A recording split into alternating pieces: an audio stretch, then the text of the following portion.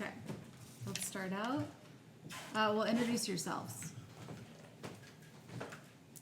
Well, my name is Jim Romero. And I'm Hito Romero, also known as Anthony Romero. And your brothers. We're brothers. I'm the baby. And you were born in, Colorado Springs, Colorado. okay. And what did you know about your mother's family growing up? They like to drink and dance. Your mother's side? Yes. Yes. What That's about- how my mom and dad met, at a dance. Oh, really? Yes. They were great dancers. He came over from the southern portion of Colorado, came over the mountains to northern New Mexico, because that's in Clayton, New Mexico, where they used to have big dances and stuff. And that's where Dad and all of his buddies would come over to check out the girls in Clayton and in New Mexico, and that's how they met. From where? From Mexico. Like, where was he living at the time? He was living in Huérfano, which is in southeast or southern Colorado, on the other side of the Mount Raton mountain range. Just like we just went through the, well, you were not in our car today, so you didn't have that conversation. But the story is that Dad used to come from on that side of the mountain where we were at today. Why would he be in Huérfano? But they lived in, the whole family lived in Colorado Springs by like 1905. Did he come down to work or something? Well, I don't really know the whole deals, but that's supposedly how Mother and Father met, was at dance halls in Clayton. In Clayton? Yes. Oh, okay. And they came from that over the mountain range over to this side. Huh, okay, so then they got together and then they moved, she moved to the Springs. Well, Okay. apparently so. That's, I wasn't there, so I really don't, other than the story is that's how they met, was that he used to come to the dances in Clayton, and that was verified by Aunt Aurora when we asked her about it. She says, yeah, they used to like the guys that come from Colorado over. They were different than the New Mexico guys. But did Uncle Andrew and Tia Marie, no, sorry, Uncle Maria. Andrew, he was married, she was married to Uncle Andrew after. After, yes. Before it was Uncle the Joe, Romero. the Romero side. There's an aunt who was related on both sides. She married a Romero brother, and then they got divorced, and then she married a Pacheco brother. She was my aunt twice. She had two boys from the first uncle, and then she had Johnny, was the only one with Aunt Marie and Uncle Andrew. Was he the little short guy? Johnny. Johnny. Johnny Pacheco. That was wanted by the law. And she was known as Aunt twice? Yes. So back to your mother's family. What did you know about like where they came from, or why they were speaking Spanish but they lived in New Mexico? Or do you Well, know? they were all, her family were all born in New Mexico, outside the Clayton, New Mexico area. There was a ranch called the Pacheco Ranch where, now I'm not sure where the older members were actually born, but my mother and her couple younger sisters were born at the ranch, at the Pacheco Ranch, Outside of Clayton. outside of Clayton. And what about your father's family? What did you know about where they came from, or? They came from the Huérfano area, which is located between Walsenburg, Colorado, and Trinidad. There's a huge mound that is what's called the Huérfano Mountain. And it is right along I-25, Interstate I-25. And in that area is supposedly is where my grandmother was, Alaris, Yeah. was born in that area. Now, I don't know the real history of my dad's birth. Was he born in that area, Jim, or do you know if I'm not sure where. He was born in Colorado Springs. Colorado Springs. Okay, he was born in Colorado Springs too, okay. Where I was born, in Colorado Springs. And brother Jim was born in Colorado Springs. We were both at St. Francis Hospital. I was supposed to be born in Victor, Colorado, because that's where my dad worked, up in the mines in Victor. And in late fall of 1938, my mother, who was pregnant, was getting ready to deliver. And somehow they were able to, the weather got really nice for a week or so, and so all of a sudden, they said, let's go, we're going to the Springs, because your mother's gonna have a baby. By that time, we only had one sister, her name was Phyllis, and I was the next one coming along. And so anyway, they jumped, I guess we got in a car or truck or something, and drove to Colorado Springs and at St. Francis Hospital, where he was born also.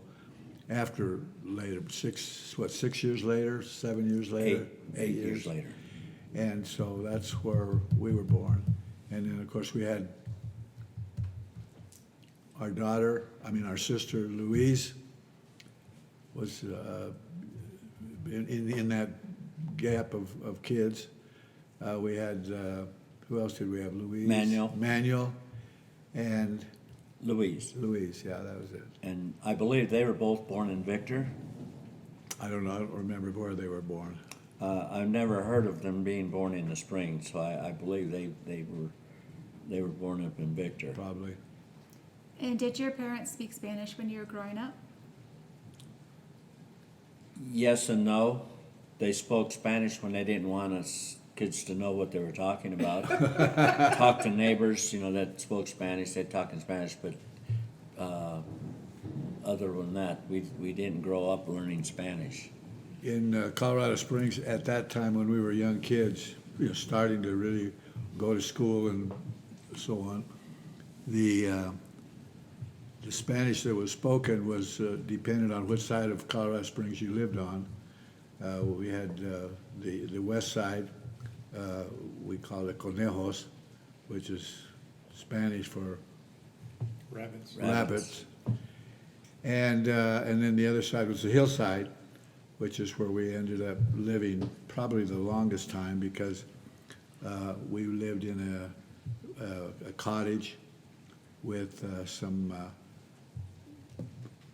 kids who were about the same age, and we attended boys club together. Of course, eventually we ended up going to school together, and so that was the way we were able to differentiate, or learn a little bit of Spanish. I took Spanish in high school, but the Spanish spoken was pretty much broken. I would call it broken Spanish, because they were all getting jobs that required English speaking, so that's why they went that route, and so did we. So. Did your mom's family speak Spanish at all? The older folks, aunts and uncles, I believe they did.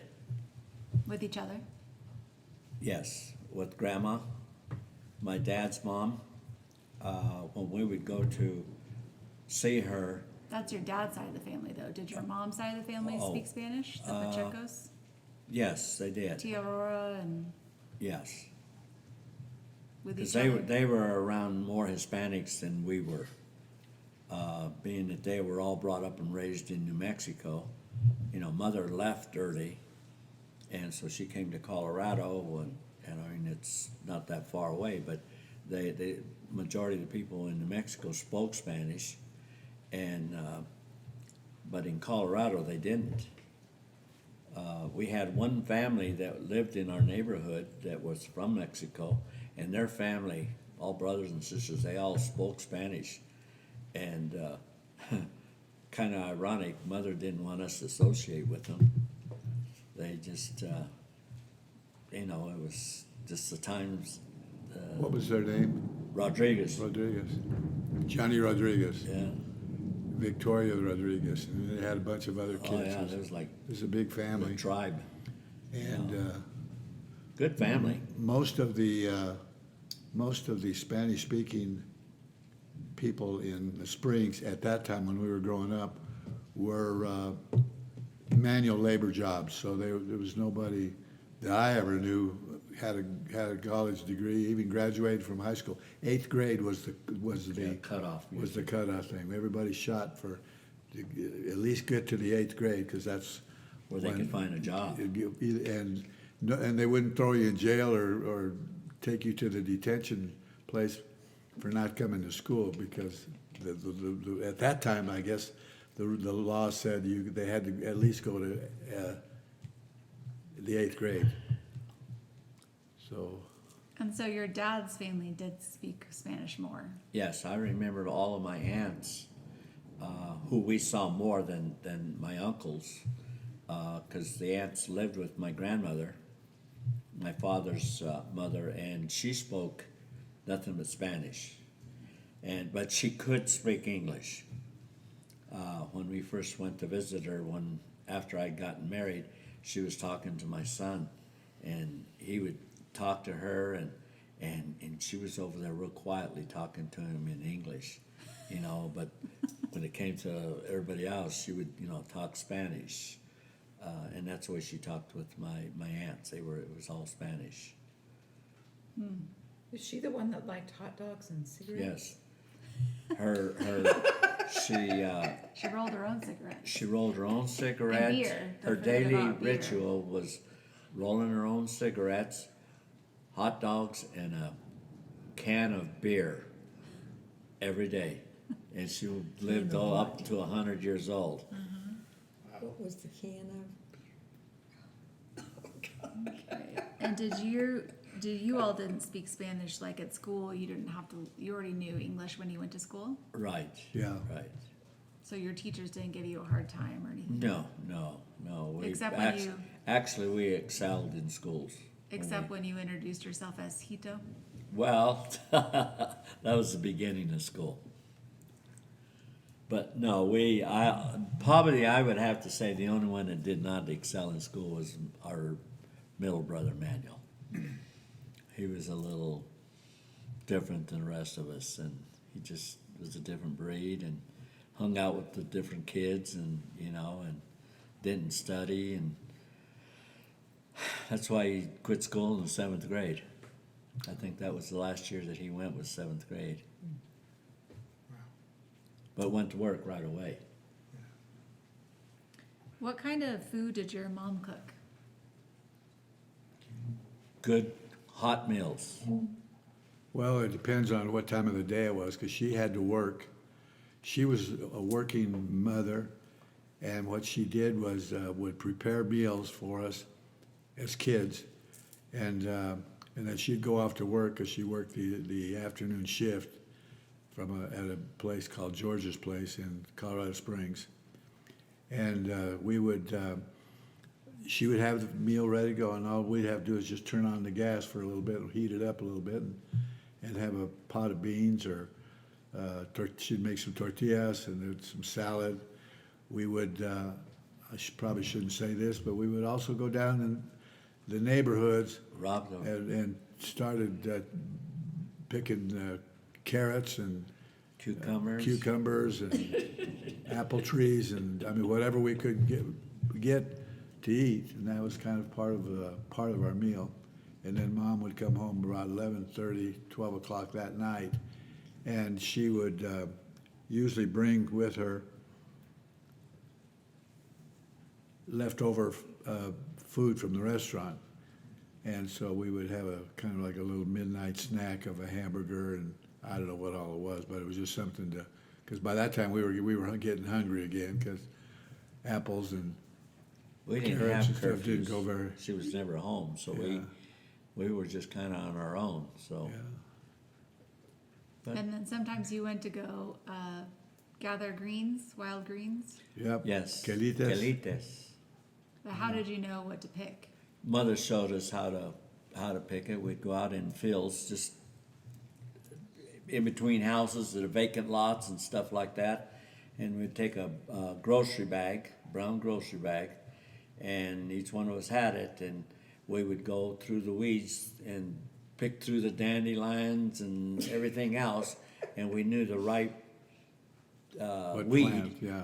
to pick, and we'd bring that home, and she would cook it up probably the way the colored people would do their collard greens. That's the way Oh we, boy, here we go.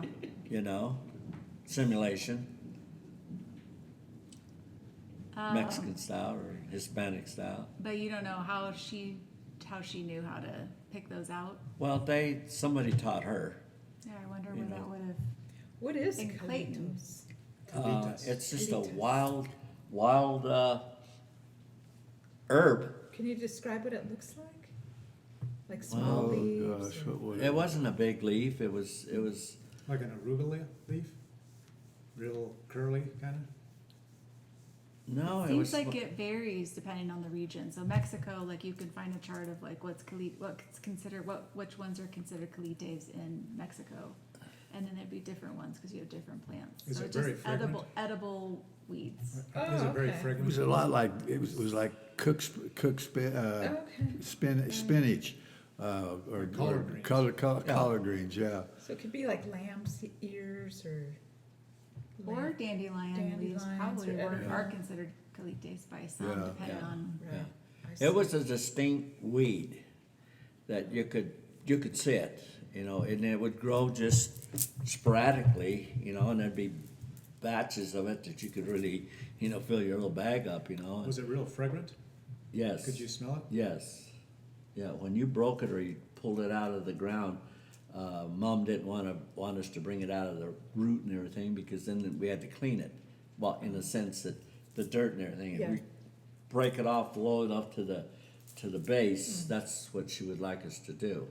There's an Eagles song, Hotel California, and for years.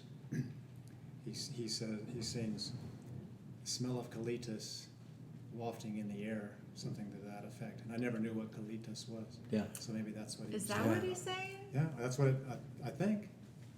I've tried to discern what it is. I haven't looked at the lyrics. Huh.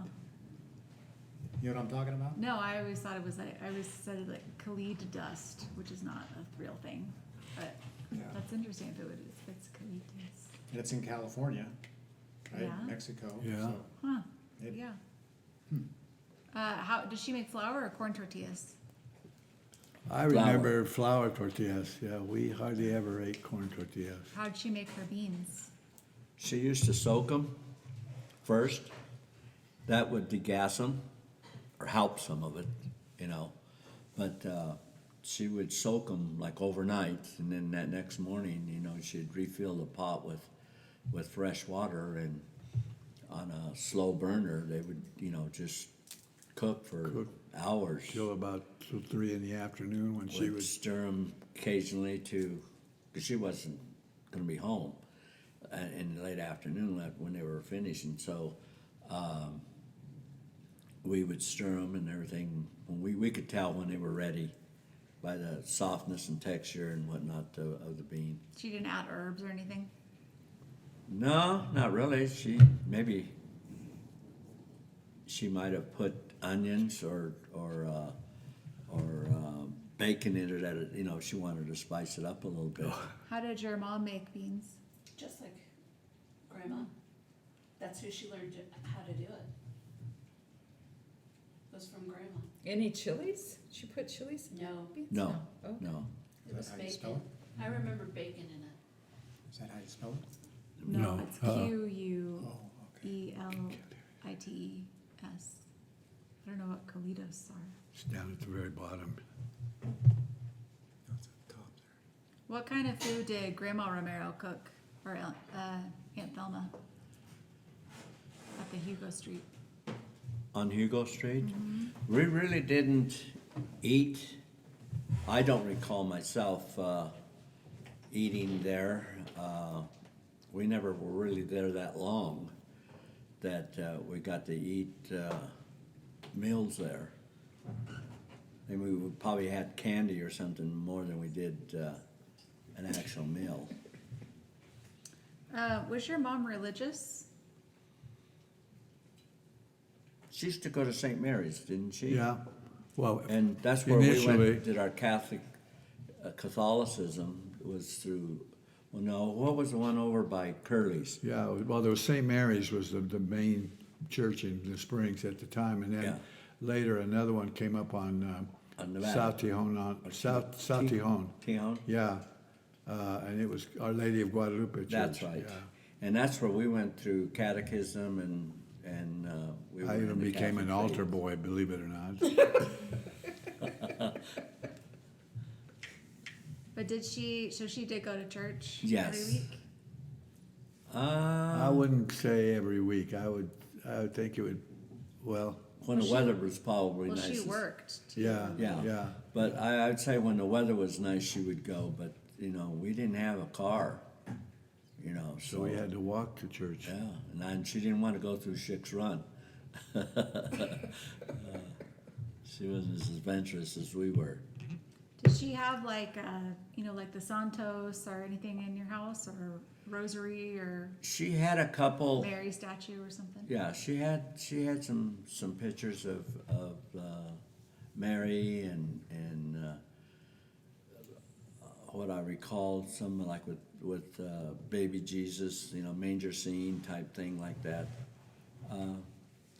She was a good woman. I mean, she was not. I mean, like I have said before, she didn't remarry until after I was out of the house, after I had left, and she just felt that it was her responsibility to raise her kids, and she did it on her own, working 2-3 jobs at a time sometimes, to provide for us, and so I would say she was probably a God-fearing woman. Did she stay Catholic for her whole life? Well, she's there for a period of time. As she got older, she didn't until she met her husband. What happened in California? Did she continue in California? No. When she moved No, out not there? when she first, until she met Reuben with him, because he would go to church every Sunday. So that's how it got her back into church was, and then when we got out there, we would take, me and Suzette would take her to church when we could get her off that, away from the house. So she would occasionally go with us quite a bit. When To the your kid- church? Yes. That's when our children were all young. We needed as much help to keep them corralled.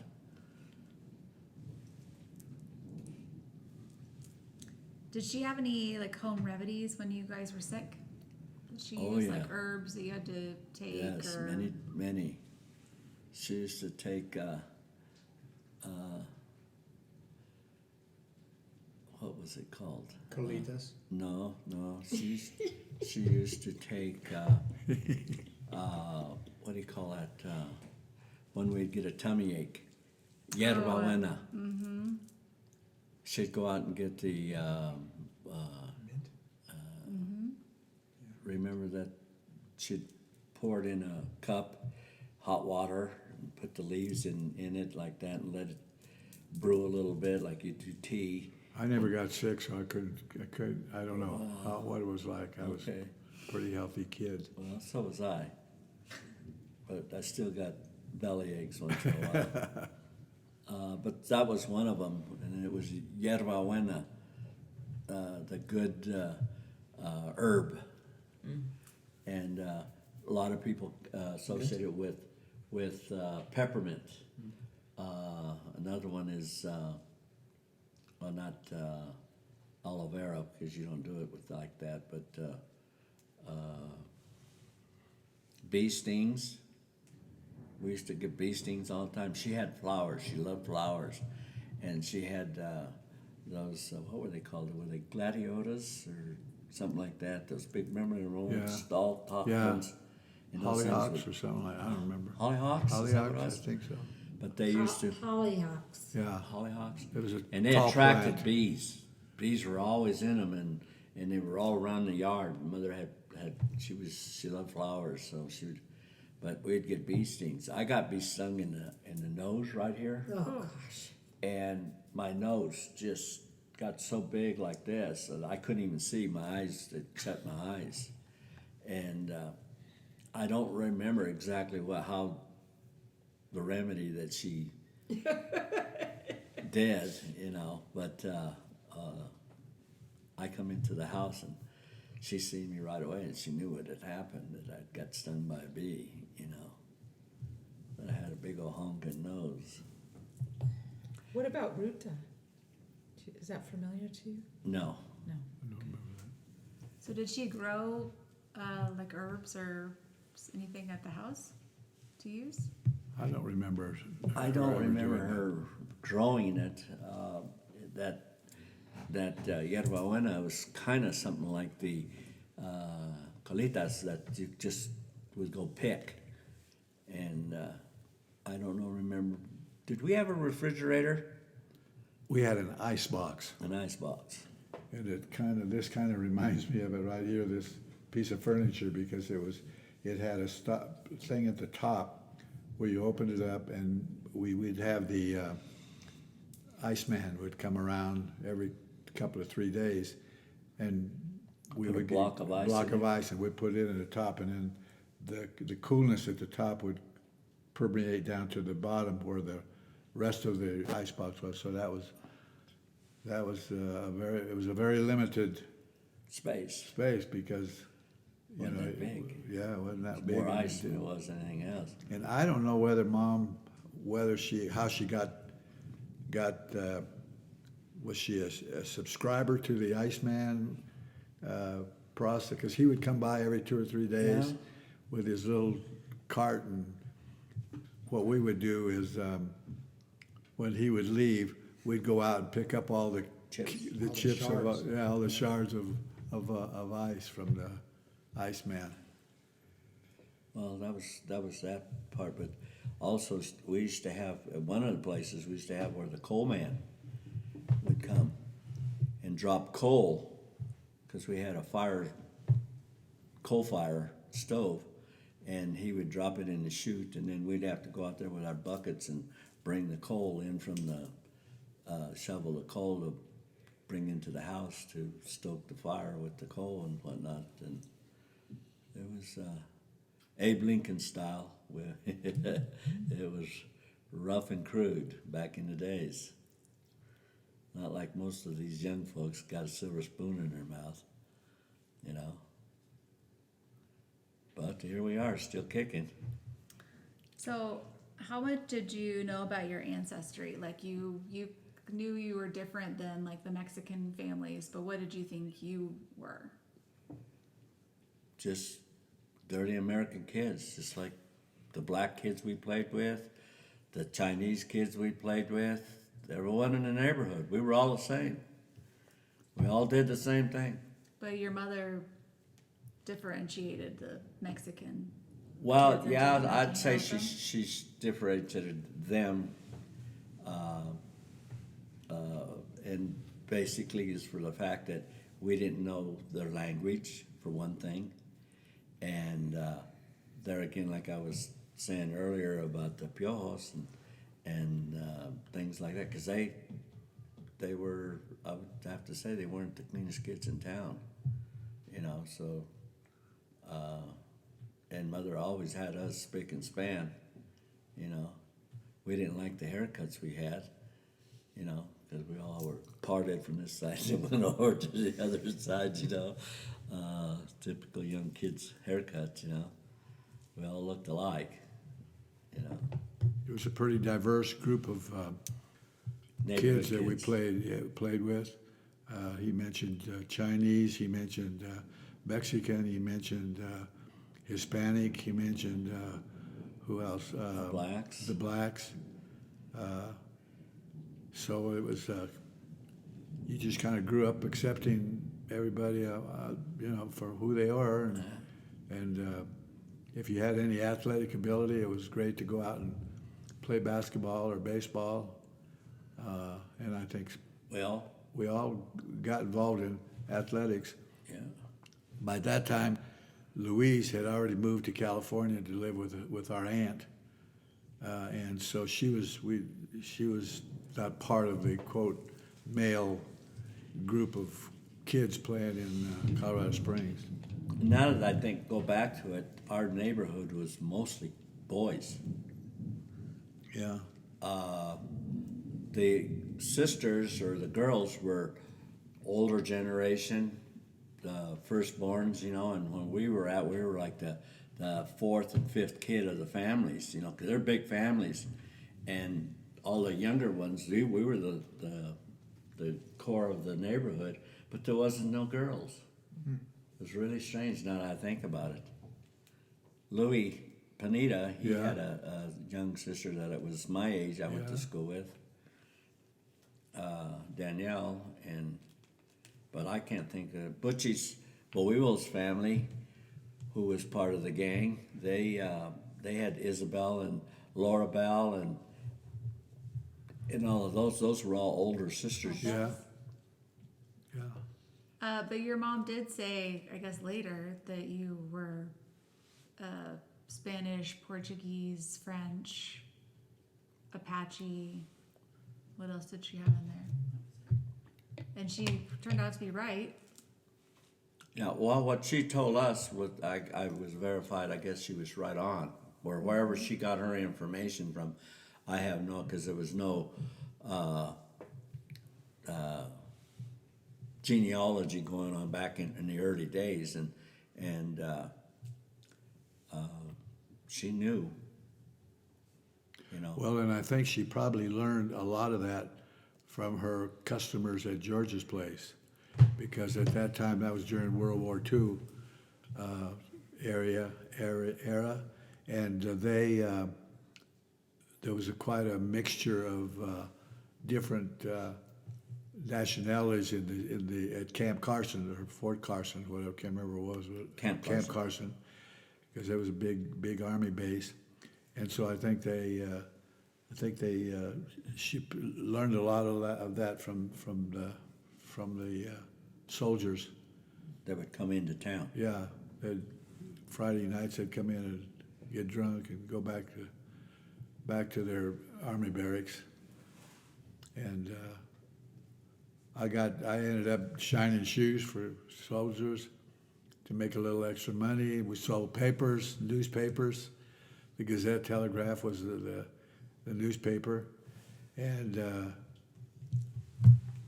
was about it for me in terms of trying to make any extra money. So she said she knew that she had all this different ancestries, but she also would say that she had pure Spanish blood. That's Yeah, interesting. there was no Mexican ancestry that we knew of. It was Hispanic, Spanish, Portuguese. I think it was French, and you know, like with the Indian, we learned more about the Indian. I think later on, tribe-wise, is who we were part. But no, none of the, because back in those days, in older days, the Mexican and the Spanish, Hispanics, they didn't mingle. They kept their, and basically what the separation was the language. You know, and the old time Spanish people, they spoke Spanish. That's what they spoke Spanish. And all the kids, when we were growing up, the older kids, they all spoke Spanish. But the kids our generation, none of them did. Could it have been that they were perceived as a threat because they were newer people coming in and taking jobs? No, I still think it's the language barrier. and you couldn't communicate. You know, English speaking, didn't know what he was saying. You know, he didn't know if you're being insulted by what he was saying. You know, if you understood what he was saying, you'd probably get along a lot better. You know, but once we were thrust into the school systems and everybody was just, you know, they didn't separate you. They just put you all in one classroom, 45 kids in a classroom. You know. And that's the way it went. That's the way you learned. You know, smart kids always came to the front. The dumb kids always went to the back of the classroom. You know, go out on a recess. All the Mexican kids would get together and play their little deal or whatever, and everybody else, you know, the blacks, whites, the Chinese, and whatever, they'd be over on the other side, you know, playing. Did you, does your mom have friends? Like, cause you were the baby, so. She had had a little more free time. close friends within the neighborhood and family connections. She had a lot of friends through her work that she had met over the years. You know, because she worked at several places for many years, so she got to know her clientele, and it was kind of cute because there was times when we'd come home and she'd have a big bag of potatoes. Like, where'd she get those from? Well, one of the guys not far from where she worked, in the produce market section of Colorado Springs, they had, you know, all the vegetables, all the fruits, and the fish markets were down there, and the poultry. It was all in one area. Where was that? In Colorado Springs, And just where down in from the Springs? Antlers Hotel. Going south on Cascade was the produce deal there. And she used to have, when she worked at George's, some of the guys because it was like a block and a half away, they'd go over to her where she was working. And like I say, I don't know if she would barter a couple drinks or whatever, how she did it, but anyway, she would get a sack of flour or a big bag of beans, and I mean, we thought we were in hog heaven when we seen that amount, you know. It was a good meal coming up, you know. Did her friends tend to be other Hispanic ladies, or just? I'd say more men than ladies. Oh. It seemed to me like the women were more stuck to their own culture and their own language versus Venturing out. and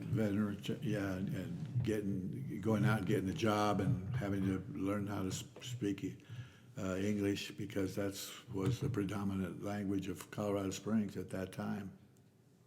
Now their husbands were, you know, the labor force, the Mexicans, and the mothers, because they had, you know, a tribe at home. They all had big families, so somebody had to be there to keep them, you know.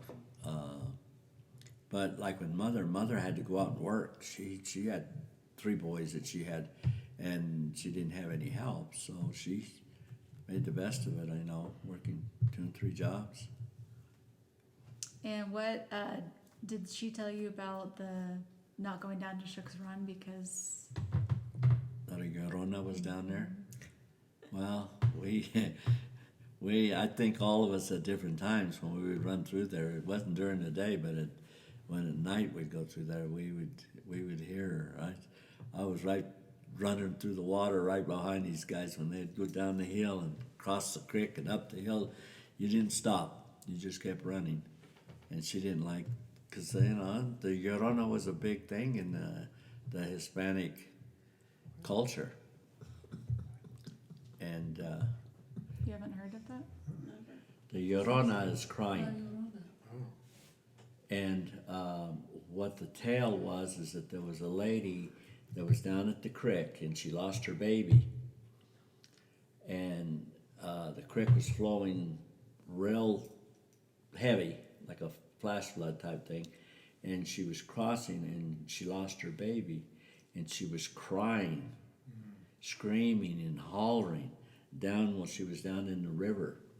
And that's what we used to have to cross to go to town or go to boys club or even to go to Lowell Where did you live when you went to Lowell? We lived, I think we lived down by Mr. Blue. Okay, so Yeah. you did have to go across through. Yeah, Yeah. Because I couldn't see you going all the way down to Fountain. No. And walking around. That's way too Yeah, far. that's Creek right. was a shortcut. so- shortcut. But that's what the story on that crossing the creek, Shook's Creek, was the La Llorona, the So crying woman. Was that scary to you? Well, yeah. Well, I mean- more for him because he was younger, I see. and for me and Manuel. You know, and whether it was a wild turkey or whatever it might have been down there one time that I heard it and, you know, it played in your mind. His mother used to tell us about it, you know. It was throughout the whole community down there by the creek. Because all of us kids were, you know, we used to play in it, you know, during the day, you know, there was no big deal. But when you went through it, because there's no street lights, nowhere. We used to shoot them out, first of all. Well, Well, we weren't Boy Scouts, that's for sure. let's see. We haven't gone to the ranch yet. Did you ever hear anything about owls? They're a bad omen or a good omen? No. Owls? I never heard of that. What other questions do you have? I have a question for both of you. And I don't know how, this might be kind of hard to answer, but I'm curious about, you know, given, and I can't remember what you said earlier, but given how tough things were for you growing up, you know, that your mom was basically a single mom and you guys were on your own and you didn't have much. Yeah, so, And where you lived. And so I wonder what helped both of you succeed in life. You know, like when you're a little kid, you get beliefs about life and yourself. And it's usually when we're kids that we can either believe that we can be successful or that we're failures. Well, let me speak first. For me, Jim excelled in mostly everything that he did.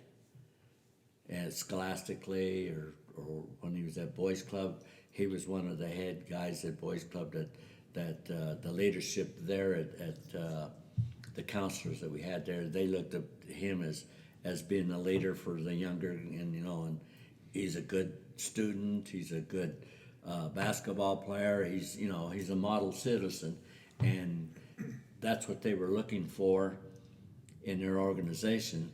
So the younger ones that are coming out of poverty and whatnot, because Boys Club was to bring them together and give them substance of life, respect, all of those qualities. Jim had them automatically, you know. And as a younger brother, I could see in him how he wanted to excel in everything that he did, and he was very successful, going on through junior high, high school, and on to, you know, he's got a doctor's degree in education. But for me, to answer your question, I wanted to emulate him. He was my mentor. He was my dad, actually, Yeah, that's right. you know. So as he succeeded, I wanted to succeed. And that's like when I was in Boys Club. I was the youngest kid there. Wasn't even old enough to be a member. But because of him, they allowed me to go. And so I excelled in everything that I did. Things like when they wouldn't let me go into the woodworking shops because I was too small, too young, and whatnot. So they wouldn't let me go into those things. So I generated my energy in other areas, you know. And I don't think you ever had that put up at Boys Club, but when I got like 10, 11, or 12 right in there, they had a wall award deal, and they had like Tillman Bishop was one of the guys that was up there on it, and he was before him. He was old. He was older than you, right? Yeah, yeah. And he came before Jim. So Jim kind of replaced him and became this honor.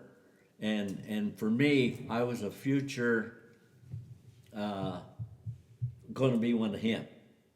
You know, they could see it in me at a young age that if I continued down that path, that had been instilled with the traits and all of the qualities that the club had a motto, and I don't remember exactly what those excellence and I don't remember those. yeah, that, you know, I was too busy shooting free throws. I used to love to play ping pong, shoot pool. You know, that's where I learned, you know, at a young age how to do that. You know, and I used to like to go into the library and read. You know, that helped me a lot for school, because they had a nice library Library, there yeah. that I could go in and read, because I couldn't always go to the things they did. They wouldn't let me because it's too small. You know. Does that answer your question? Yeah, I think so, yeah. We both wanted to excel. And I think that's what pushed us in life. Knowing where we were coming from. We were poor and didn't know it.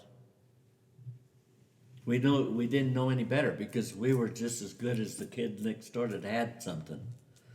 You know, he had a fancier house, fancier shoes, you know.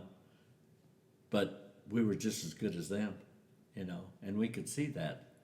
You know, money and all that other didn't really make you. It just made you different, you know. So I have a funny story to tell. I had shined shoes like he was sent out at Camp Carson, and I had some money. And I had all this money, and I didn't know what to do with it. So I went to the store one day. And I thought, what would I buy with all this money? And I'm going by the candy, and I'm looking at all these candy bars, bubble gum, and all of that. And I think, but that didn't appease me. And so I walked over to the fruit section, and there were green grapes. I'd never had green grapes before, you know. And I plucked one and I ate it, you know, without paying for it. So I thought, well, I had money, I could pay for it, you know. But I ate it and I loved it. So I bought this big batch of green grapes, seedless grapes, and I still had money left over.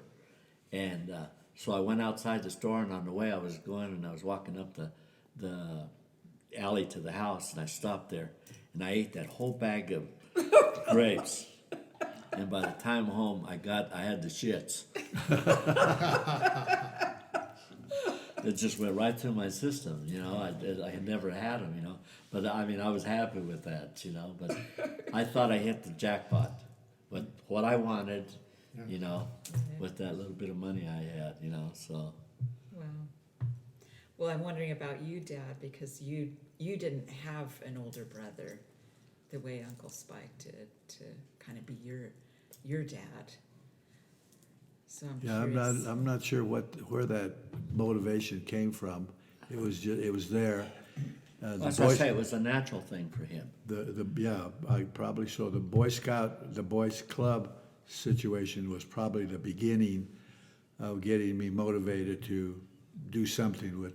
I didn't know what it was going to be, but I loved playing basketball and baseball, and so we had swimming. The funny thing about that was we had to. We used to have to go up to the Y. Yeah, we would swim at the Y, but we had to take off our bathing suits and swim butt naked in the pool at the YMCA. Now, why Why would you do that? I think the But guy. it says the YMCA. There was no women there. Yes. They was separated. Yeah. We had a Y W. woman WCA. WCA separate, but Yeah. well, we used to have to. I remember that now. Yeah. I've forgotten all about that. So anyway, that kind of got me going in terms of,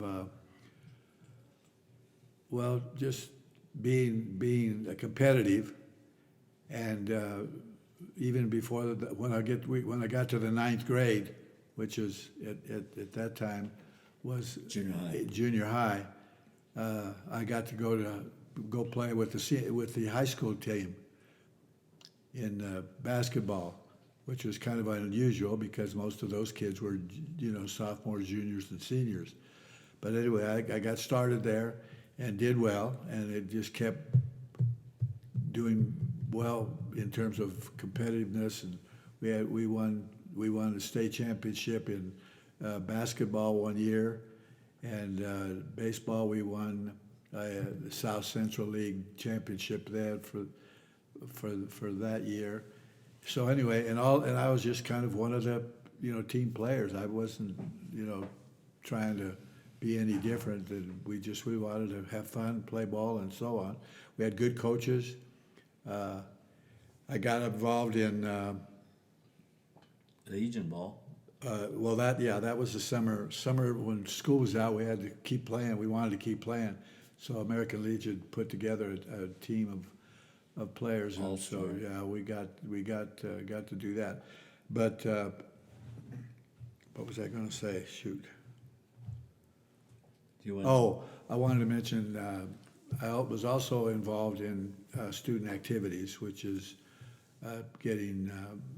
becoming involved in school politics, which I didn't know what the hell that was all about. But in any case, I ended up being student body president.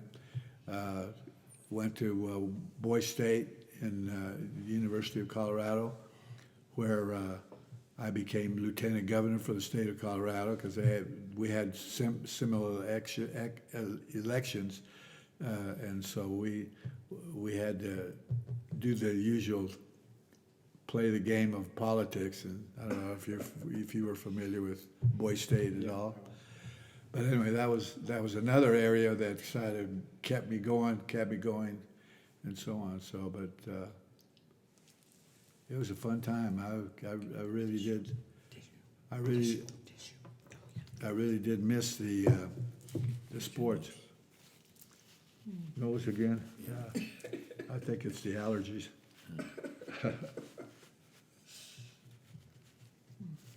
But also he was smart.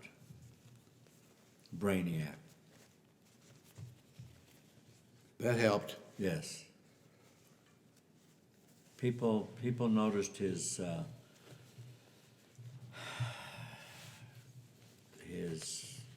work ethic, his demeanor. I mean, he was not. I don't ever remember growing up him smacking me or beating me. He'd lock me in the closet, but he wouldn't mistreat me, abuse me. Why did he lock you in the closet? He didn't want me to go along with him. Man, I was so How much long did you stay in the closet? till they got back. They let me out. They locked it and let me out when they got home. We probably had to go out and do a Raid. on an apple tree or something like that for the next day. But the No. Boys Club was a big. He was a big great help, mentor, and then later on for me, I had a motorcycle accident in the 10th grade, and it happened at Thanksgiving time, and or Halloween. It was right in there somewhere. Well, anyway, I was in the hospital for like 2-3 months, and actually, I'm very fortunate to be alive. I should have had my head decapitated where I ran into a forklift on a motorcycle. Gosh. And it was eye level. I was on a scooter. It wasn't a motorcycle. It was a scooter. And, well, anyway, the time I lost in school, I lost that whole first semester. And then when I tried to go back the second semester, I was still having headaches, and reading and all of that was still affected. And so I just dropped out of school and lost my whole sophomore year. So I had contacted him that I wanted to finish school and continue my education. Why? Because he did it, and I knew if I came to live with him and he would be there for me and whatnot. So I moved from California back to Colorado to go to high school. And I went into my junior year, so I had to make up my junior and senior year. But in my junior year, I had to take all my classes that I had to make up in the 10th grade that I didn't finish. So my load was, I had a full load. No, there was no, what do you call it, when you have an extra spare day or class. You know, I just, it was, you know, it was just a load, you know. But, so I ended up graduating from North High in Denver, Colorado. It was 1 year late, but, you know, I had that desire to continue. I wanted to be like him, you know. I didn't see myself going to college or anything like that, but I still, I felt that the education was very important. And he would stress to me about it, you know, how important, once you get out in the real world, you need to have that education to get good jobs, good pay, benefits, you know. But you have to work at it. It just doesn't come to you. You have to work at it. Well, and one of the things that I tried to instill in Anthony was that the people that were part of our culture were basically non-educated. I mean, they probably wanted to do it, but they just couldn't do it for whatever reason. Their parents were working, they didn't have parents, whatever. But anyway, so it was through that business of showing him that you can do it, but you're going to have to work hard for it, and you don't want to be like you know, this guy or this woman or whatever.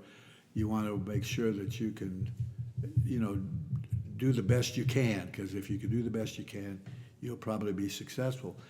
And so because of that, I think it was a kind of there's a whole combination. There's a boys club. There was growing up in our neighborhood, which had taught us a lot of different things. We had the boys club. Of course, once we got to junior high school, the competition increased dramatically, and I got more and more involved in the sports. I got more involved in the student activities that were available to, you know, any student who wanted to do it. Go down that road. Yeah, go down that road. And so anyway, all of those things, I think, when you take them all collectively, he followed right along, and we used to, we even got to the point when we would after school, we would go to boys club and play around, shoot, do all kinds of stuff, play pool, do projects and so on. And when it was time to go home at 10 o'clock, the manager, the directors of the boys club said, "Okay, boys, let's go, time to go home." And then we'd pile in their car and off we'd go. And they would take us home. They would take us home. We didn't have to run through six. Run at 10 o'clock at night. Snatched. Yeah. Yeah. So but there was just a lot of little I things want to that- interject this also. For me, when Jim was going through high school and being very successful in his athletic deal and everything, I was the little kid that hung around at the baseball diamond, the football diamond, the basketball court, and I became like a mascot to the team, and because I was his little brother. And you know, the what do you call them when the little kids hang out at the gyms and they're Gym rat. gym rat. That's what I was. I was at boys club, the same thing. And then when I got to high school, or he was in high school, I was the same thing. And I literally got to go with the school to basketball games, to football games, to basketball and football and all the different sports. Literally would ride on the school bus, the team, you know. But I'd have to help. I was a water boy, I was a towel boy or whatever, you know. And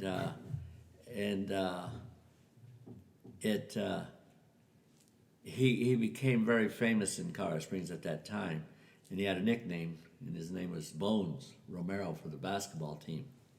And Skinny arms yeah, Skinny and legs too. and legs. so More than skinny the arms. sports editor for the Gazette and Telegraph became real good friends with him because Jim was the LeBron James of his time, so to speak, you know.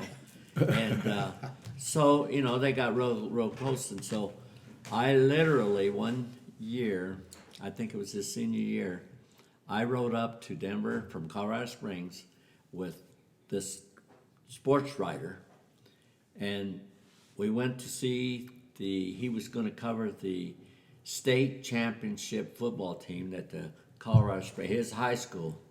Is that Mitchell? No, At that Palmer. time, it was Palmer. Palmer. well, it was Colorado Springs, but it was Palmer later. Yeah. But it was Colorado Springs High School, and they were playing Inglewood at Inglewood. And so I got to sit up in the press Press box with Sturdy, you know. And when he needed a hot dog or a cup of coffee or a Coke, I would run. He'd give me the money, and I'd go to the concession stand, come and bring it back and stuff like that.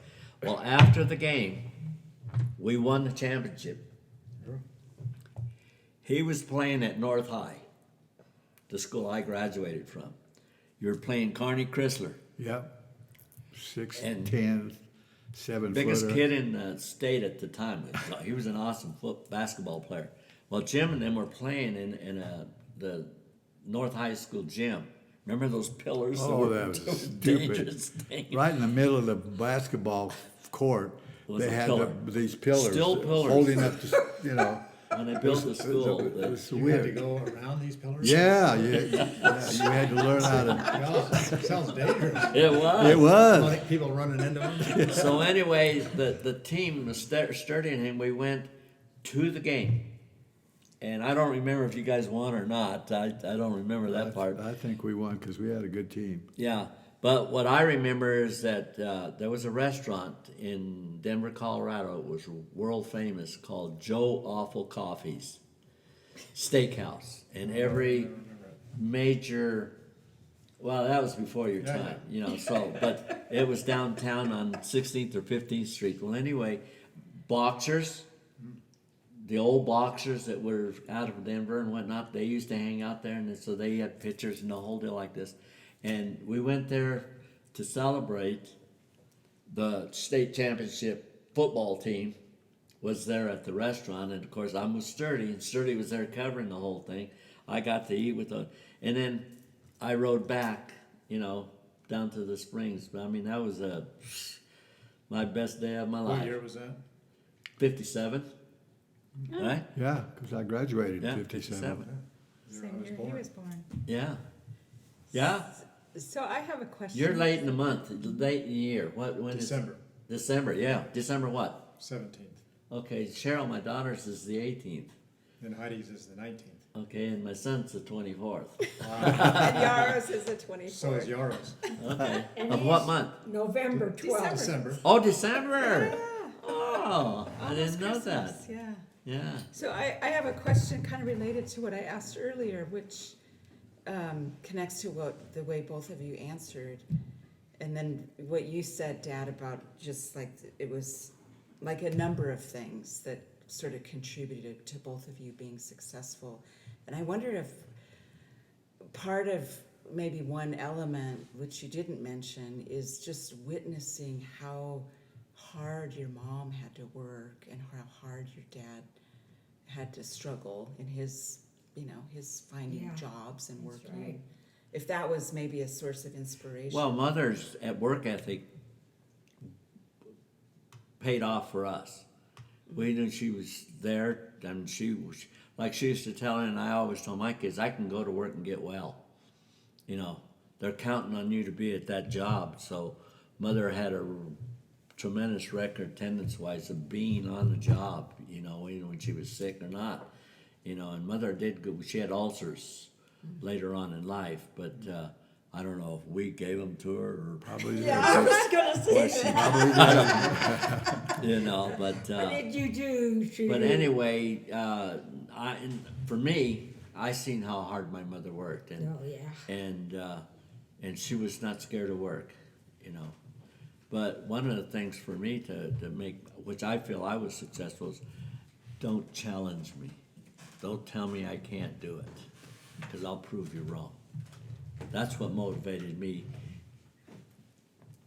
from kindergarten up. You know, in that classroom, I wanted to have that star, the perfect spelling bee. You know, if it was only just me, hey, man, I'm the dude, you know. But I wanted to be that. So I set those goals ahead of me to strive for, and you know, I was always a winner on the ball field. Wherever I did, I was a winner. And I didn't take defeats easy. It was tough. Because when you're a winner, it's no fun losing, you know. And they say that's the fun of the game, you know. Yes, it is. I had a little league team, and they were real small. Like, remember when you was teaching the little kids, and Yeah. the little kid was out there and peeing in the Yeah. middle of the game. He had to pee, and he just whipped it out, and he was peeing out there on the field. You know, he was real small. It was the Denver Athletic Club. Denver Athletic Club. Yeah. They had ball clubs. Well, Ball- anyway, I that a was coach. kind of the way I was. Not that I'd pee on the field, but no, I strive to be that winner, you know. And so every team that I played on, everybody wanted to be on my team because I was a winner, and that builds esteem, you know, and drive to excel in that deal. I remember when I was in 7th grade, when I went to California from Colorado, they had a junior high athletic field day, and I entered into 11 different events, and I took first place in all 11. Wow. And I mean, so when that news went up to the high school coaches that there's a kid down here that's just phenomenal, you know, he could do everything, you know. And so going back to that 7th grade, when we were playing football, we'd play flag football, and I was the quarterback, and very successful. But we were losing this game, the championship game, and so I told my running back, I says, I'm not going to be the quarterback. You're going to be the quarterback. I'm going to be the tight end. And I'm going to tell you where I'm going to be, and you Throw just the ball there. throw the ball there, and I'll be there. And sure enough, I caught it, and the game was over, and we won the championship, you know. But I wanted to be Gronk. I wanted to be the guy that got us to the end, you know, the victory. And I got so much pleasure out of that, you know. And that was in California? Yeah, at that time. I was the first freshman to make the varsity baseball team ever at that school that I went to, at the high school. Wow. Yeah. We played one year when, matter of fact, you and Marcia were with us on that California trip. We played that summer when we played Unity baseball with all those guys up there at Elysian by the Dodger Stadium. Remember? We Yeah. played for the Club 7-Eleven. Yeah. Remember that? 7-Eleven, yeah. Yeah. And these ball players that we played with, it was the Muni League, and it was 18 and up. And these guys are all has-beens of pro ball, guys that never made it to the big leagues. I mean, there were good ball players in this thing. And we just had a beer drinking team, but we had fun. You know, we didn't win a lot of games, but we had fun at the park. But you kids, you and Marcia, you know, we're right there with Manuel's kids, and I didn't have any kids. I was married at the time, but I remember us. That was the only time we ever played ball together. Of course, I outshined him, you know. He was an old timer. He was a has-been. Yeah. What other questions? We got any over there? Well, I was kind of wondering, and maybe you guys already talked about this earlier when I was in the other room, but like, did your mom ever talk about her life, like, growing up? And, like, family or anything like that? Or was it just more kind of life today? Well, for me, mother was just always working. And as I got a little older, she had a girlfriend that lived down the street, Margaret Guitarist. She had a family. She was married and had kids. And they both liked to Western dance to Hank Williams music back in the day. And the two of them would go dancing together because Margaret drove. Mother didn't drive.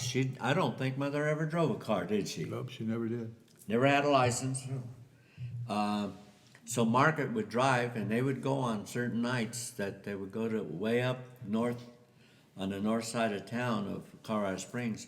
There was a couple Western bar dance clubs, and they used to go up there and just have a blast and come home. And Mother never talked about it other than, they had a good time. We'd ask, was everything okay? Yeah, they had a blast, Recreation-wise, that's the only thing I think Mother ever did was their dancing.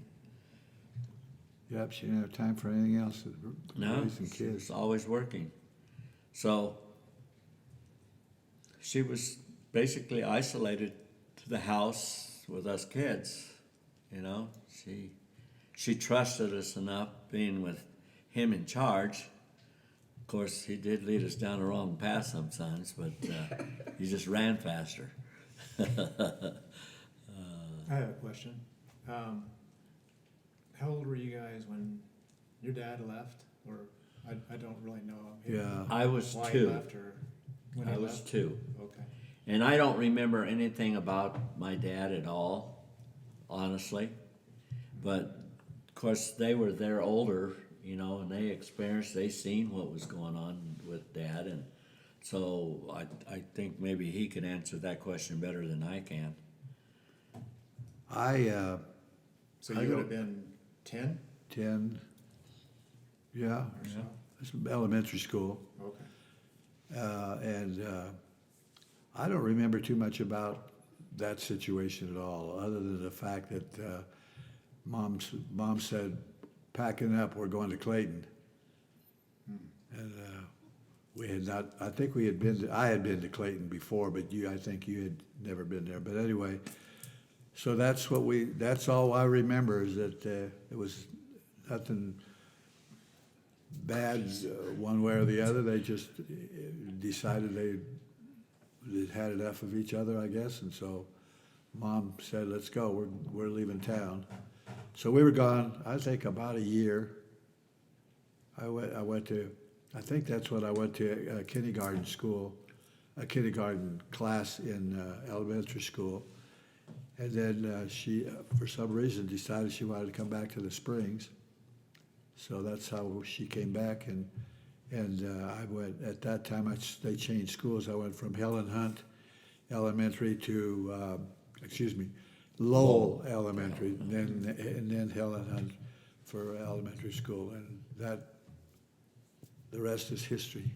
And was it when you guys came back a year later or whatever? Was there any other contact with your dad again? Not really. It was What kind of one of those The situations. story is he left because,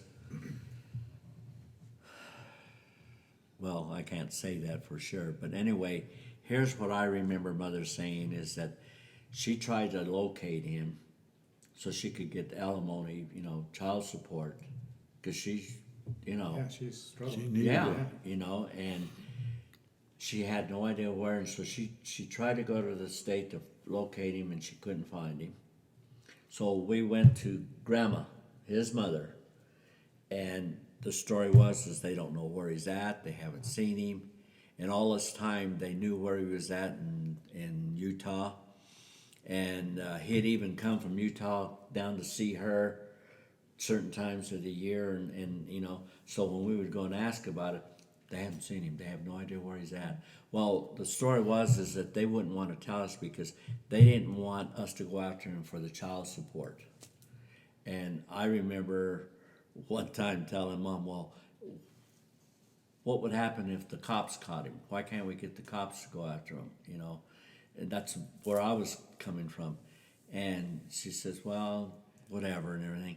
I said, well, what would they do if they caught him? And they says, well, they'd probably put him in jail, and then he won't be able to pay us at all if they did get him, you know, and blah, blah, blah. And I says, well, let him find him and throw his butt in jail then, you know, if he doesn't want to take care of his family, you know, support his family.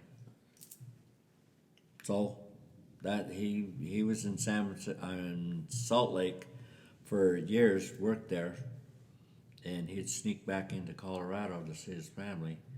Not us, but his mom and dad, and his mother and sisters and brothers. And did you ever know when he died? How was he? Did he die young, or did he? No, I think he Jim was can. I think he was 76 Jim can answer that. when he passed away. Well, I've got some paperwork there. yeah. Here's a tidbit for that. When I was 13, I was living in California with Mother and Grandma Silva, and I didn't know who my dad was, and I wanted to find out who my dad was, meet him. That's all I wanted, didn't want anything else. So I left Los Angeles on a one-way ticket on a Greyhound bus to Salt Lake City. Didn't have an address. I had no money after I bought my ticket because I left and didn't tell Mom, my sister, or anybody that I was leaving. I just got on the bus and took off looking for him. And it was a Saturday morning. So by the time I got to early Saturday morning, How old? 13. 13. Okay. And so I got to Salt Lake City, and it was still some light. So, and at that time, Salt Lake City was pretty dry state, alcohol-wise. There was liquor, but there was, it was very limited. So I thought, well, he was a drinker, he was a laborer. So I put the two together that I'll go to the first bar and see if I could. They knew him. Went to the first bar from the bus depot, which was downtown Salt Lake City. Never heard of him, never seen him. And so I said, well, where's the next bar? So she said about 5 miles down. So I walked to the next bar, which is out of the city limits at this point, and walked in there, and the waitress stopped me. She says, you can't come in here, you're too young. I says, well, maybe you can help me. So I told him, I said, I'm looking for my father. She says, well, a lot of people come looking for fathers, in these bars. So she says, what's his name? And I said, Manuel Romero. And so she says, it sounds familiar. Did he have a nickname? And I says, I don't know. I didn't ever know he had a nickname that he went by. So anyway, she says, let me go and ask some of the patrons and whatnot. And there was a guy in there that worked with him years before, but he said that he lived further down, and I says, well, how much farther? And he says, a couple miles down. So I went down there to the next bar, went in, and it's getting late, it's dark, and remember, I don't have any money, I have no place to sleep, nothing. Right. So I went in there and I asked this gal, and she says, yeah, I know who he is. He used to come in here all the time. Matter of fact, what I remember, he lived not far from here, so I was just like, wow, I'm getting close. So I says, do you have an address or maybe something? She says, no, you know what you need to do? Go to the post office. This is a Saturday night and there's nobody at the post, it's closed. But when I went there was a custodian in there cleaning, and he was a Hispanic, so I knocked on the glass because I could see him in there mopping the floor and whatnot. So he come over and he says, what's up? What do you want? I said, I need to talk to you. He says, we're closed. I says, well, you come out here then. If I can't go in, you come out here. So he opened the door and came out, and he says, what do you need? And I said, I'm looking for my dad. And my understanding, he lives in the neighborhood, and I'm wondering if you could see if there's a mailing address or something. And he says, well, I can't go back there. All that stuff is behind the counters and what's locked on their side. I'm just the outside, because they had mail slots that people would come and dragging in dirt and mud and everything, you know, so he was just cleaning it up. So anyway, he says, well, let me do one thing that I can do for you. I can get a last return address, you know, when you write a paper and you're moving and you got a new address that you're gonna be moving to. He found that and he gave me an address. And so I said, how far is that? And he says, about 4 blocks from here. Wow. So off I go, knocked on the door. How late is it now? About 9, and there was no porch light on. So the porch light came on, and the curtain came up on the door like this. And a little old lady, Pearl, she came to the door, and she looked, and she kind of looked down because I was, you know. So she opened the door about this far, and she says, what can I do for you? And I says, I'm here looking for my dad. She about closed the door on me, like, really? You know? Who's your dad? And I said, Manuel Romero. And so she closed the door and she says, Manuel, come here. He was in the other room. You can hear this? Yeah. And she's trying to be whispering, but I could hear him because she had kind of hollered it. So he says, Manuel, come here. What? What do you want? So anyway, he comes. He says, what's going on? So she opens the door. He says, this young man says that you're his dad. He's looking at me, you know, and you know, I'm 13 years old, and last time he seen me, I was only 2. So he looked at me. He says, how could I be your dad? He says, are you Manuel Romero? He says, well, yeah, that's my name. I says, did you used to live in Colorado? And he kind of looked at her and looked at me, and he said, I did a long time ago. I says, you're my dad. I know who you are because you look like my dad, the pictures I've seen of my dad. And so he's looking at me. He says, well, you can't be Jimmy because you're not old enough and you're not, you know, he was already like, you know, 10, 11 at that time. And he says next, he's thinking, and he says, you can't be Louise. Can't be what? Louise. Oh, So he's just admitting everything. Yeah. Right there. Yeah. You know, he's confessing. And so, well, he didn't mention Phyllis because he knew Phyllis was dead. See, she died way before, you know, I was born, and he was what? 1.5, 2. Yeah, 2. you know, so anyway, he says, are you baby Manuel? Because Manuel was named after him. See, and that was supposed to have been the last kid. Well, then I came along later, and he couldn't remember who I was, because I was, you know, just 2 years old. I says, I was Anthony, the baby. And then he says, oh, well, come on in, son. So he brought me into the house, and he introduced me to Pearl. That was his live-in common law wife. He'd been with her for how many years? Long time. Yeah. So he says, sit down. He says, well, what brings you to Salt Lake City? I says, to look for you. And, well, how can I help you? And I says, I just come to see and meet you. That's all I want. I don't want anything from you. I says, I just wanted to know who my dad was and meet him. And that's all I want. You know, and he says, well, where are you staying? Where are you going to sleep tonight? And I says, I have no money. I came on a one-way trip, and I wanted to find you and meet you. So he says, well, do you want to spend the night here? So I ended up spending the night there.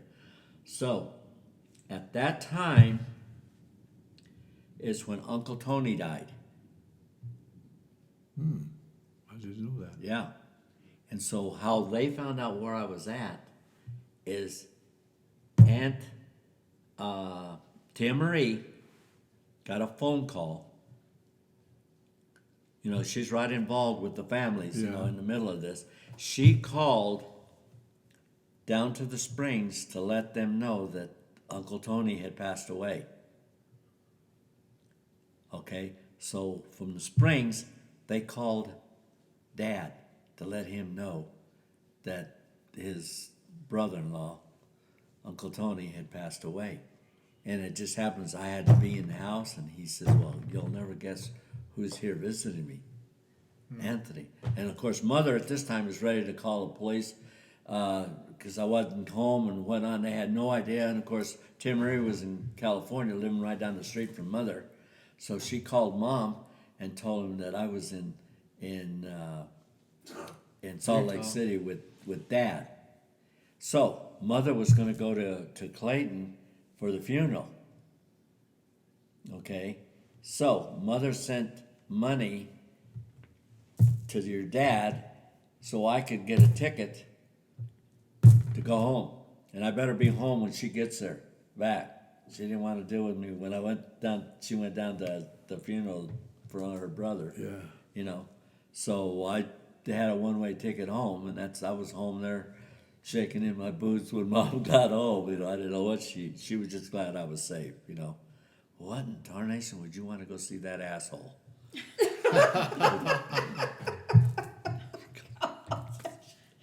That was her words to me, you know. Oh dear. But, you know, I Well, you had to do what you felt was right. So. exactly, you know.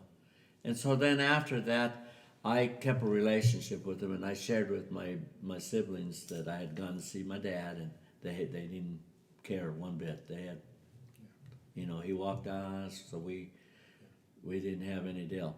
So, make long story short, well, he and I kept in contact. He'd send me a birthday card. I'd send him Father's Day card, blah, blah, blah. And of course, I had a family, and he would send pictures, and I'd send pictures back to him. So we had this relationship going. And I had pictures of him when we went through on a vacation one time. And I think I sent you them, and I showed Louise and Manuel. And I says, all I'm doing is he wants to see you guys, if it's feasible or you know, they want to see me, I'd like to see him, you know. So everybody said, well, we don't want to see him. Well, as it worked out, every one of them got to see him at different times on their own time frame. You were at a conference or something in Salt Lake when you saw him. I don't remember. We but went on our famous Northwest trip with her family. Oh, We with came back Warren. through Salt Lake City, and we went and saw him. Okay. And which, you know, I had some satisfaction in my own heart for them that at least they got to see their dad, you know, one more time. If they wanted to have a relationship, that was between them, you know. But and the same thing with Louise. Louise was on a trip with her husband one time, and they went through Salt Lake City, and of course I had given him his address and everything, and she was just led to give him a call, and she got to see him. And then Brother Manuel, when he was in California, he was working for a lumber company, and they would send a truck up to Canada to pick up lumber they made furniture and stuff down in California, Southern California, but they would drive that truck up empty, and they would come back, him and another guy. The other guy drove, the truck driver drove, but Manuel was his helper, and they came through Salt Lake, and he contacted my dad and said, I'm going to Salt Lake City, and I'd like to see you. And so actually Manuel got to see him as well. So it worked out in their own time frame. And Louise, she got to. Yeah, Weezy did too. Okay. That with her husband on a trip, went to vacation one time. So, but he died, I guess, peacefully at an old age, our age. He Or was younger. Younger. Well, I always, in fact, I've got a copy of his death certificate Yeah. somewhere. Well, in he had a paperwork. card of yours. I think you left your card with him. I bet probably did. Is how he contacted you, Yeah. and she sent you that material that of his or whatever Yeah. she sent you, Yeah. a box. Full of stuff, yeah. Yeah, that belonged to Is him. he still with the lady at that time when he died? What was her name? Yes. Pearl. Yeah, Pearl. Yeah, okay. Pearl. It's ironic, you know. I never got a toy from him or anything, never anything.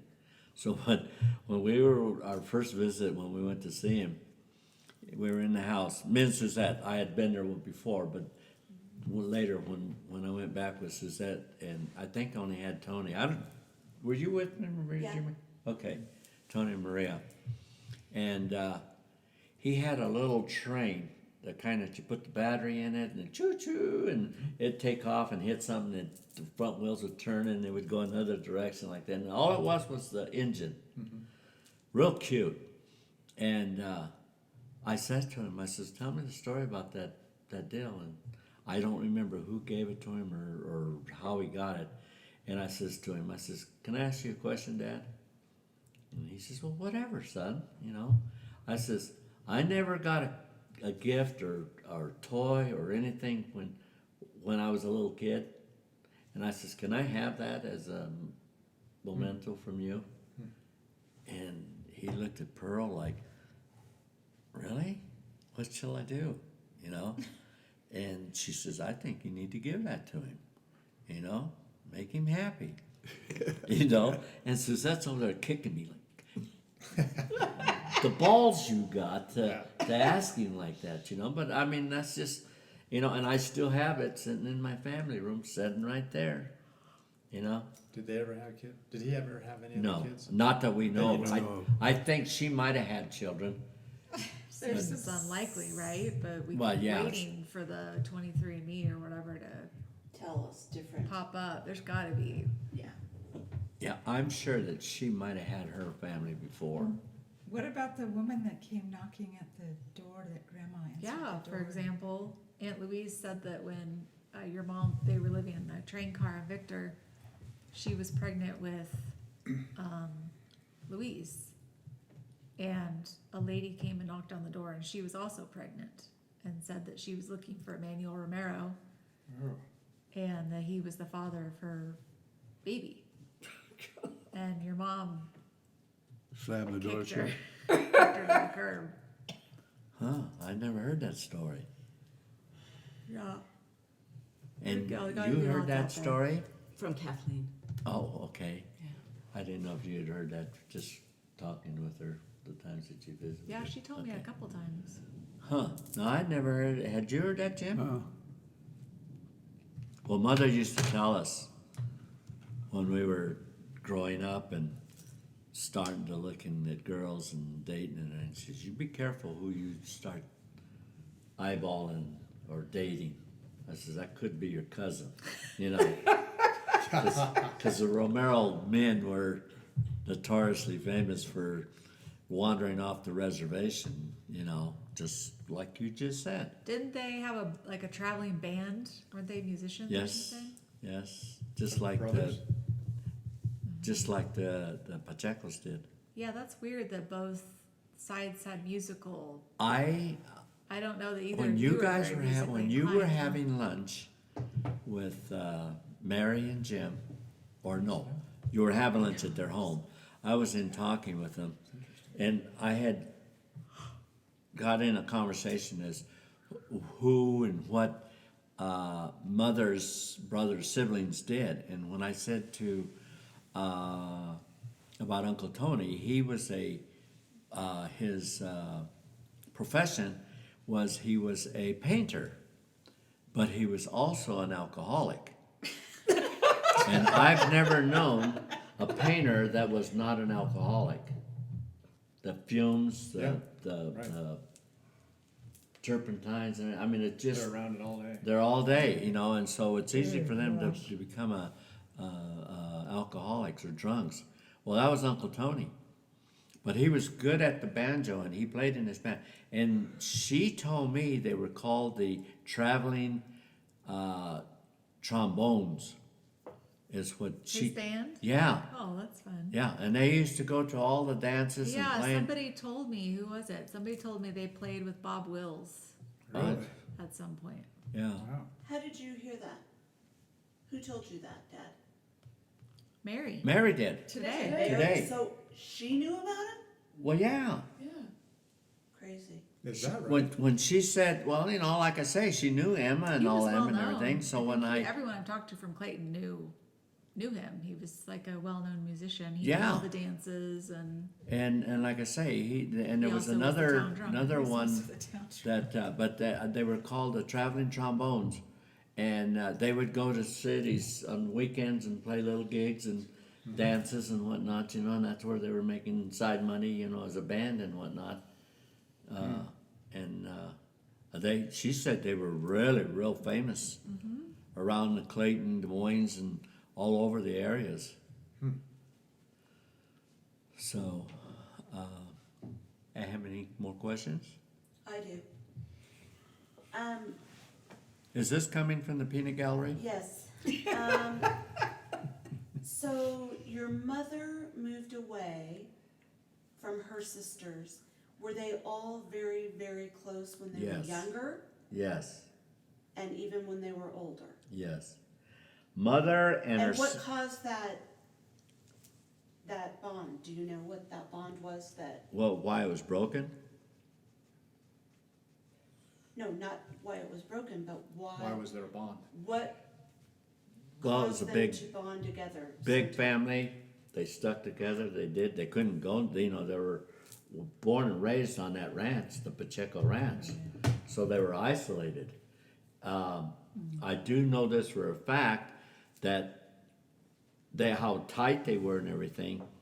They all had the same teachers, and if you would look at their penmanships from mothers to Tia Lucia to Auroras and Tia Luisa, the four sisters, when you looked at that envelope, you couldn't tell who it was from. you guys have identical handwriting. You know, you could not tell. They were all taught.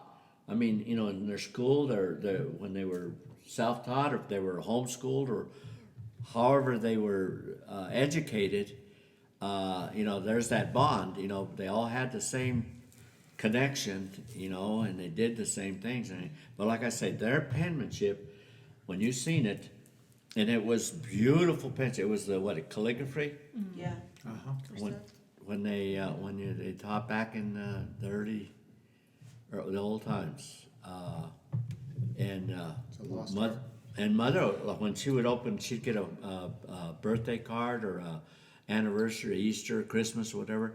She'd look at the envelope. She couldn't until she seen where the address, return address, or if it didn't have it on there, she'd have to until it was open, and then they said who it was She didn't know from. what sister it was from. No. How come Grandma never went back Well, to live? first of all, Since she was so close to her family. well, first of all, she never drove, Maria. She had she didn't have wheels, first of all. So if you don't, you just stay where you're at, you know, at the time until whatever your circumstances changes. And, you know, if you end up with wheels, you know, you're going to be a little more mobile and venture out and go here and there and there. But she was the baby. You know, she looked up to her sisters, you know, like we looked up to Jim. They were tight that way. I wonder if she felt like she had a better life with Grandpa Reuben in LA. Than what she would have had in Clayton. Yeah. Well, Sure. Reuben there was too much time in between Clayton and Reuben. The good thing about Reuben made good money, so he could buy her things. The only thing that would piss us off Create stability in her life. is that he would send 3/4 of his money back to his kids in Mexico. And where mother could have lived in luxury. Here, you know, those years that she was with Reuben. But he chose to take and send that money to his kids. His ex-wives were living very wealthy because the American money and that's what they all do from here. They come up here and make money, good money. They don't put it in the bank here. They send it back home. Well, he was doing what your father wasn't doing. Right. He was being Exactly. responsible with his. Exactly. But there again, you know, the Mexican families, I think, you know, they're a stronger bond to a certain degree than the American I think we have